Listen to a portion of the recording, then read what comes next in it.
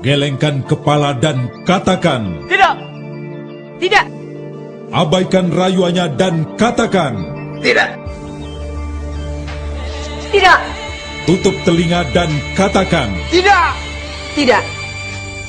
Partai Demokrat bersama SBY terus melawan korupsi tanpa pandang bulu. Bergabunglah bersama kami. Katakan tidak pada korupsi. Sejak tahun 2020, Indonesia memasuki masa sulit di dalam perjalanannya. Pandemi kali ini benar-benar menghancurkan negeri ini dari berbagai sisi.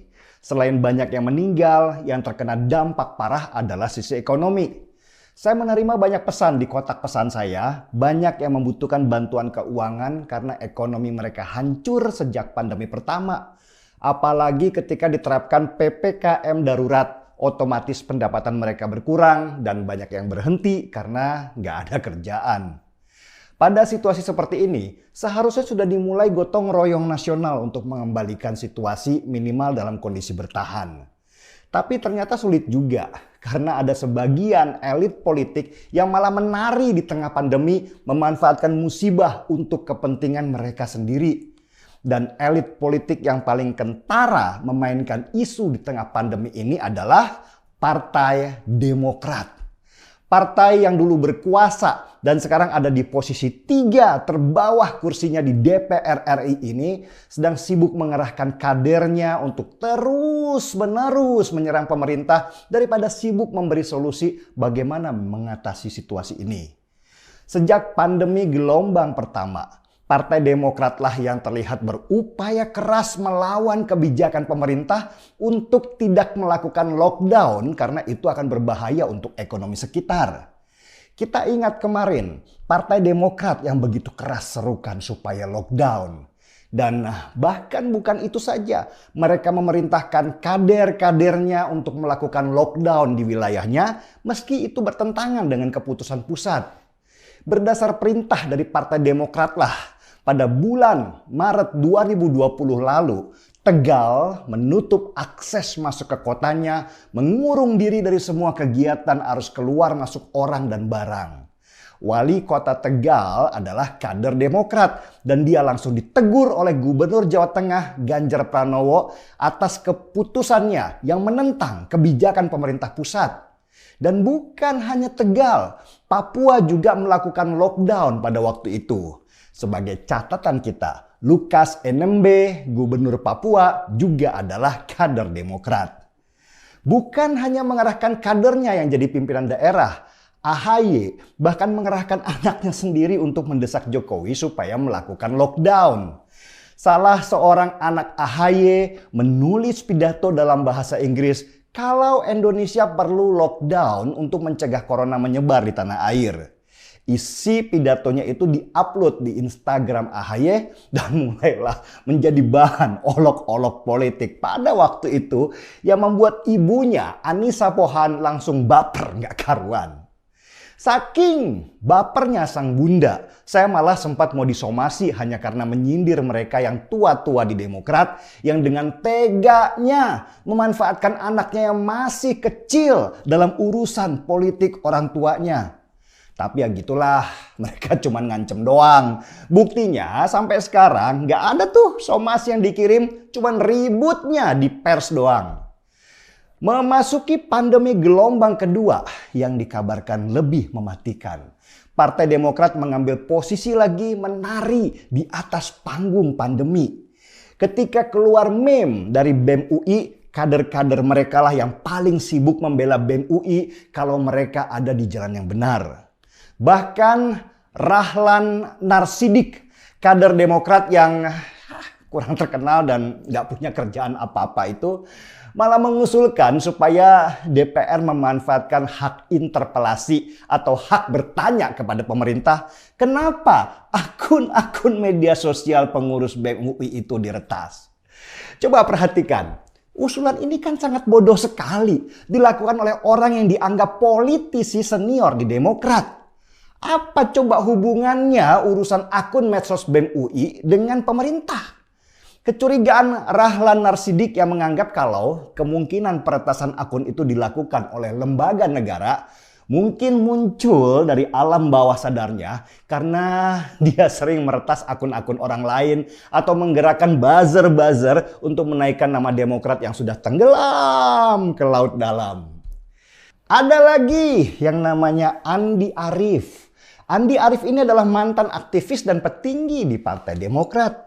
Dulu dia nggak dikenal, tetapi sekarang sangat dikenal di media sosial karena berkaitan dengan tertangkapnya dia di sebuah hotel dengan barang bukti narkoba jenis sabu.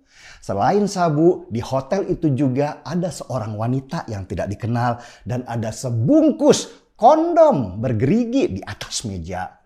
Entah apa hubungannya Andi Arief dengan kondom bergerigi itu. Mungkin ya buat gigit-gigitan waktu konsumsi sabu ada di puncak hayalan. Andi Arief ini begitu rajin menyerang pemerintah. Bahkan dia menyebut Jokowi sebagai bebek lemah yang terkungkung di istana dan hanya menerima laporan saja. Dan seperti ada komando dari partainya, kerjaan Andi Arief ini sama sekali nggak memberikan solusi apapun.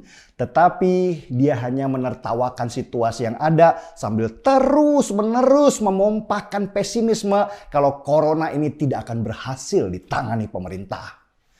Partai Demokrat dalam gelombang pandemi fase kedua ini memang lebih galak dibandingkan sebelumnya. Bahkan Anissa Pohan, istri AHY, juga ikut-ikutan membantu dengan terus-menerus melakukan serangan moral lewat Twitter kepada pemerintah yang sedang berjibaku melawan COVID. Meski ya cuma itu saja yang bisa dia lakukan. Padahal ada rekan yang punya nama depan sama dengannya, yaitu Anissa Bahar, mantan penyanyi dangdut, sudah bergerak duluan dengan melelang rumahnya seharga 4 miliar rupiah untuk ikut membantu meringankan beban rakyat dalam situasi sekarang ini. Sama-sama bernama Anissa, tetapi beda kelakuan. Yang lebih parah lagi, tiba-tiba Ibas Yudhoyono muncul dari dalam gua dan menyebut Republik Indonesia sebagai negara gagal atau failed nation karena tidak mampu selamatkan rakyatnya. Entah ada apa, Ibas tiba-tiba bilang failed nation. Gak ada angin, gak ada hujan. Mungkin dia lagi tinggi-tingginya dan nyerocos seenaknya tanpa berpikir panjang. Partai Demokrat sekarang ini memang lagi centil kayak banci tampil waktu pandemi lagi gila-gilanya sekarang ini. Mereka memanfaatkan situasi pandemi ini bukan untuk berusaha keras. Bagaimana negeri ini berhasil melewati masa sulit. Tetapi justru untuk menaikkan nama partainya ke permukaan. Supaya orang tetap ingat namanya dan tetap memilih mereka nanti waktu pemilihan. Posisi Partai Demokrat yang terus turun di setiap pemilu. Dan sekarang hanya ada di posisi ketiga terbawah. Dengan perolehan suara hanya 7,7% saja memang cukup mengkhawatirkan. Beberapa prediksi mengatakan Partai Demokrat di 2024 nanti kemungkinan besar nggak akan lolos pemilu karena suara mereka akan kurang dari 4%. Demokrat bisa tenggelam seperti kapal Titanic yang dibangun terlalu besar dengan kesombongan luar biasa dan hancur hanya karena terkena gesekan gunung es saja.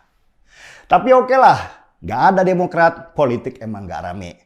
Jadi kita lihat saja apa yang mereka lakukan sambil senyum-senyum karena kita semua tahu Partai Demokrat itu lain di bibir, lain juga di perbuatan. Mungkin video ini bisa sedikit mengingatkan.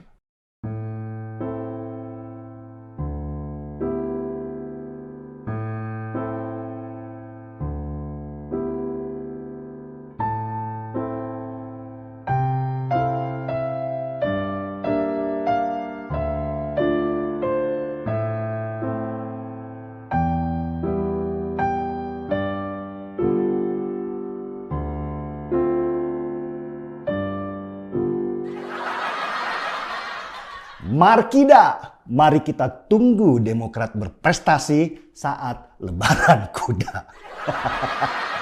Seruput dulu kopinya.